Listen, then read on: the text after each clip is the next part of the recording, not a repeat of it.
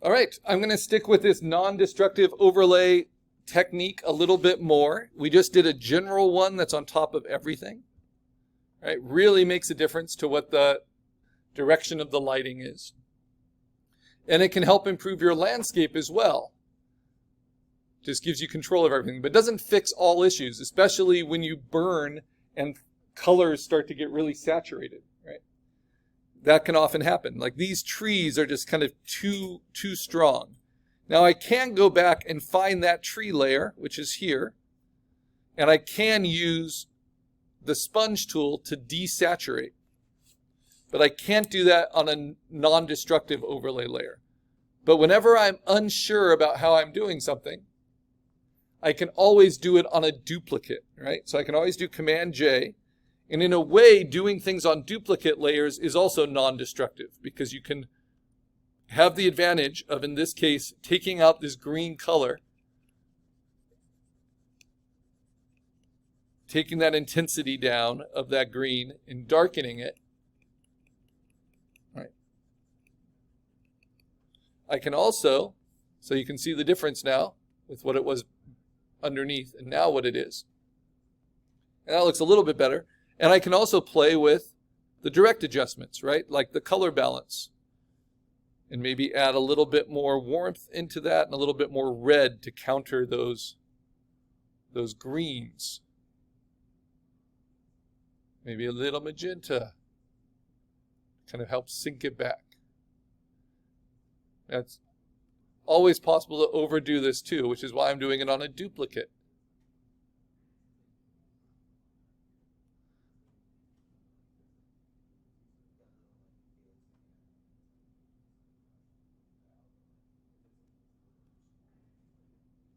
All right. And just like that, you see I kind of made this stuff too red, right? But it works well for the trees. So now what I can do is I can use my eraser at 100% opacity, nice and big, to get rid of those seams because I want it to match. There we go. In the foreground.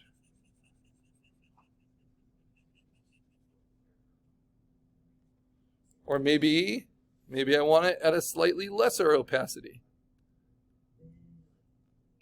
So it has a little bit of that red in it, but not all of it, right? As it goes back. So there's lots of ways to work with compositing in a non-destructive way.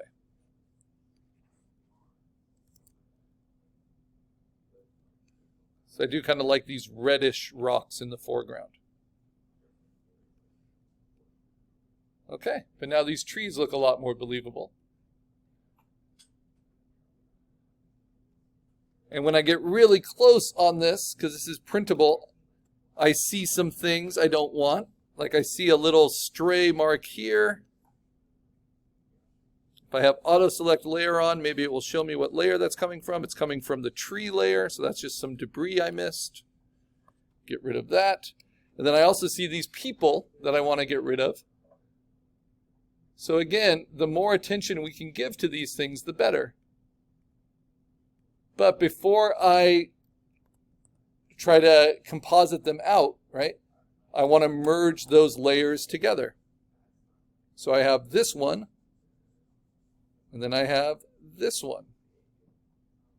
So I'm going to select them both and then say layer merge layers or Command E. So it's a good time to kind of clean up your reference too, just to make it easier to work with. And then, because they're merged, if I want to hit the saturation a little bit in just certain spots, I can. And if I want to work with the edge control in certain spots, I can.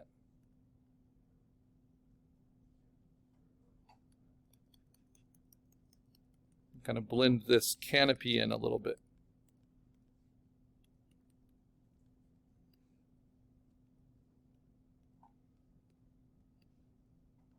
With what's behind.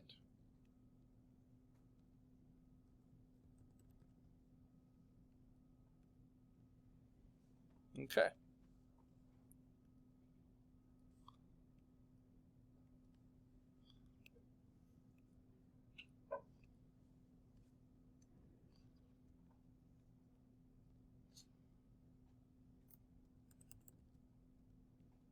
So different ways of working with it. Now that it's all combined, now how can I get rid of these little details? Because I'm at 200%, so I will see these in a print.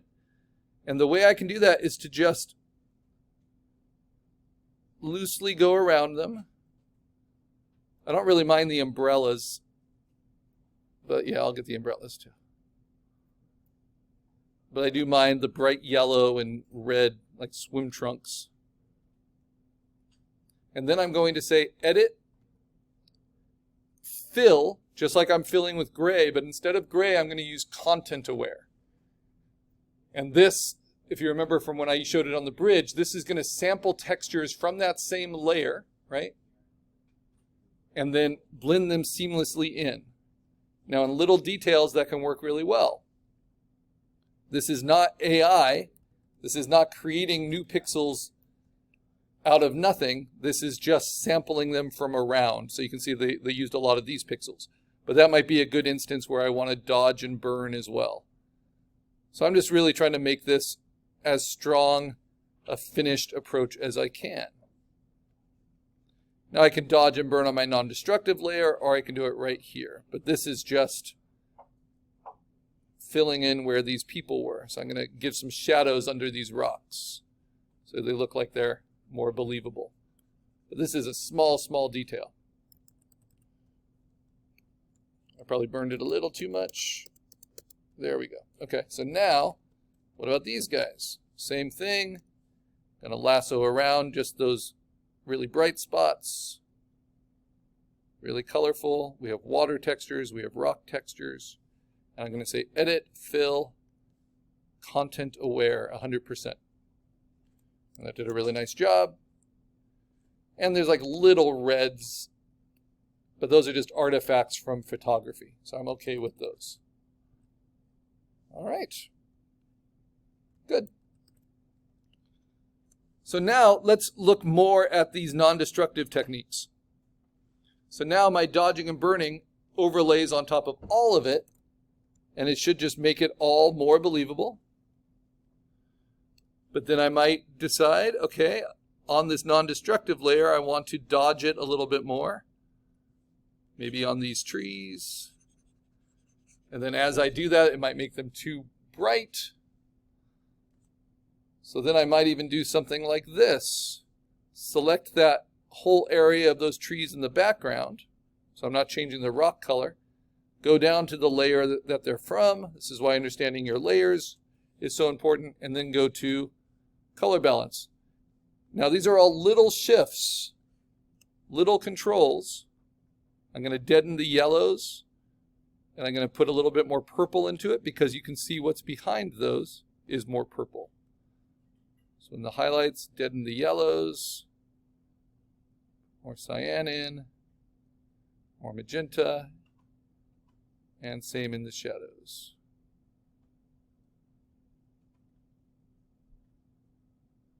Now it's very possible to overdo this. Right? But if I do it before color balance, you see it was like that. Here, I'll do it before I lassoed. And now after. Right? So it just pushes it back the kind of way I need it to. And then I can hit it with the sponge tool as well to help desaturate. Especially these kind of purple highlights. I want to turn more to gray first. All right. So now I've done what I can to improve it. And I can decide what opacity. This is at 62. You know, this is a little too much, a little too stark. And then this obviously I don't think does enough to blend it in. So yeah, I think around 60. Let's do 66. Okay, now I'm going to save my work. Oh, I still have a dodo up on that bridge. Do I want to keep that? What do you guys think? Do I want to keep that dodo up on that bridge? All right. So if I want to keep that dodo up on that bridge, I need to fix its lighting as well. So where is he?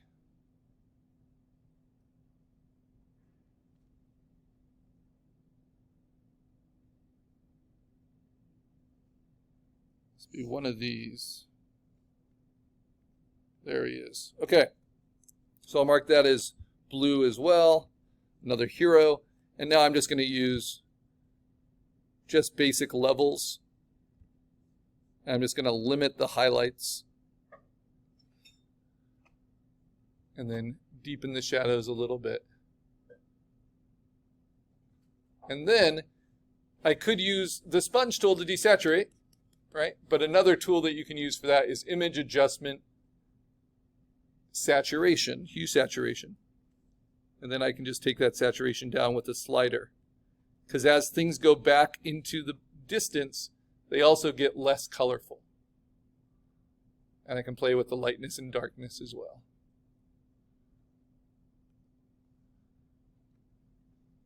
And then I'm actually going to take the full opacity of that layer down a little bit.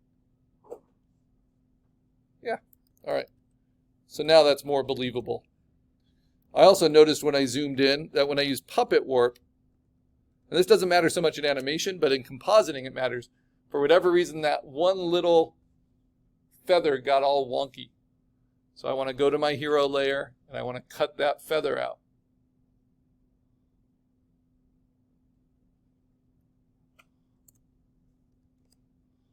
So it isn't a distraction. Right? Portfolio pieces, we try to think through every component. Okay, next, save. The last thing we're going to do is, if you remember, I had you go to Pixabay and grab some clouds and put them into your folder. Right? All you do is go to Pixabay, you look for clouds. I'm going to use the most basic one that comes up, because this is probably the most popular texture fill on the internet, this cloud. And just like the non-destructive overlay layer, I'm going to bring that cloud in and I'm going to put it on top of absolutely everything. Okay? Then I'm going to hit Command T and I'm going to stretch it. Stretch it big. I'm going to hold down Option and Shift so I can stretch it to fill the entire frame. Then I'm going to Command A and then Command J to duplicate so I don't have to keep all of those extra pixels.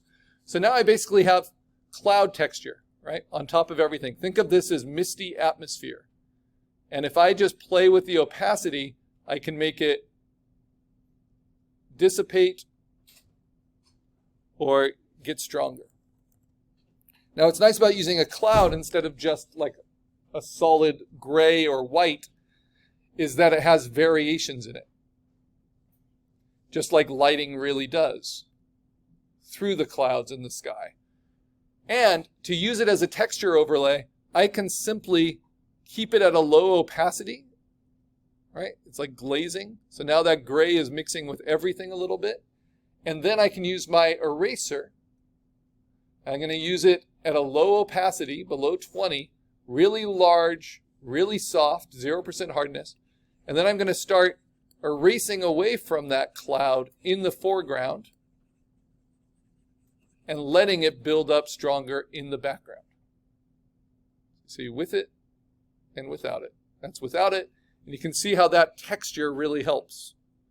I can also use what's called the smudge tool, which is a really interesting tool. If I do this I'm only at 30%. If I do it 100%, you'll see how this works. You'll find it above dodge and burn, underneath the paint bucket, along with the sharpen tool, is the smudge tool. I'm going to use it large and 0% hardness with a strength of less than 30, just like these dodge and burn. And now I'm just going to push. Come on. Takes a lot of processing, but Photoshop is good at this. It's going to push these things and soften them as it pushes. So I can smudge, and it is working. It's kind of swirling the clouds. But I don't like how